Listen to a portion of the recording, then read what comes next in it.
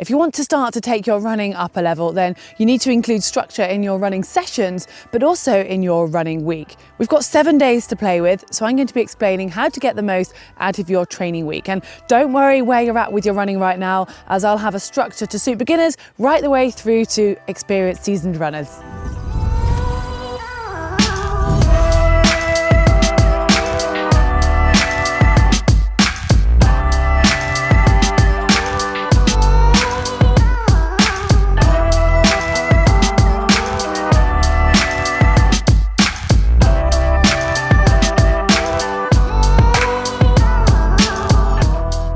In order to maximise your running potential, you need to have a well thought out plan for your training and of course your recovery. If you are simply running twice a week, it's going to be simple for that structure. You run 1 day, rest 2 days. If you're running 3 times a week, then it would be run 1 day, rest the next. But it's not purely about when you run, it's about what those runs actually look like in the form of their intensity and their duration. So let's start off by keeping it simple and covering the basics. Now, ideally, you want to have 1 long run, 1 hard run and 1 recovery run in those. And that's if you're starting off with your 3 key runs per week. If you're running with a club or a group, you might find that you automatically get some structure from your running. And it seems to be a worldwide sort of unwritten rule that Tuesdays are track nights or hard nights. That's when your key session is early in the beginning of the week before you get too tired. And it's a shorter session, so you can usually fit it in around your working week. Then it's some time to have a recovery run, say Thursday or maybe even Friday. Again, quite a short run, so you can fit it in whilst you're working. And that leaves the weekend for you to do your longer run.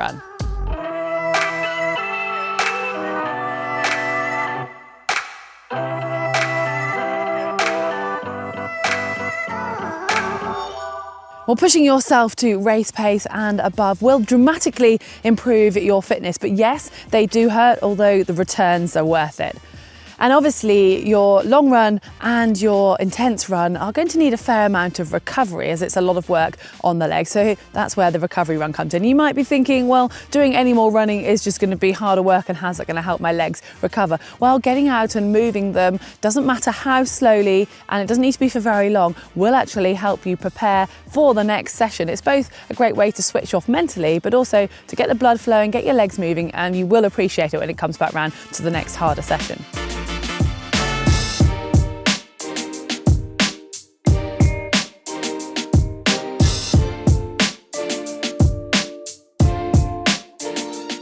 Well, that's the basics covered, but if you want to start to add in more, we need to build around it. We're not going to change anything too drastically, still keeping that same structure for the week. So the long run will still be on a Sunday, then you're going to have your key run on a Tuesday, but it's Thursday we're going to look to change. So to include some structure on Thursday's run and move the recovery back. And a lot of run clubs actually follow this structure and have a tough session on a Tuesday and a Thursday. But obviously those two are quite close together with just 1 day of recovery in between. So it does mean that you want to make the Thursday run of a slightly lower intensity. So say Tuesday's run is a speed session, really high, short but hard intensity, then Thursday's is going to be something more like a tempo style of run. And I don't want to go into too much detail on actual sessions today, but just to explain the difference, I'll give a couple of examples. Tuesday could be a set of 8 times 400 or 8 times 90 seconds if you're running to time. And this would be with 2 minutes recovery between each one, but you're running at around your 3K pace. So it's not very long, but it's very intense. Actually only a total of 12 minutes roughly of working at that pace with plenty of rest. And then Thursdays could look something like a half marathon or marathon pace session.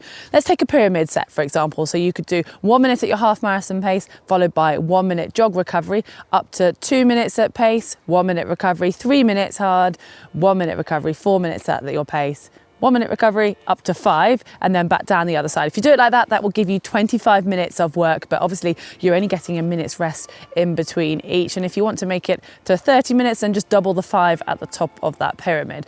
Now, obviously you need to move your recovery day back, so that can either move to Friday or Saturday. It will need to be super easy and only 30 to 40 minutes in length, so you're not tiring yourself out and you're preparing yourself nicely for your Sunday long run.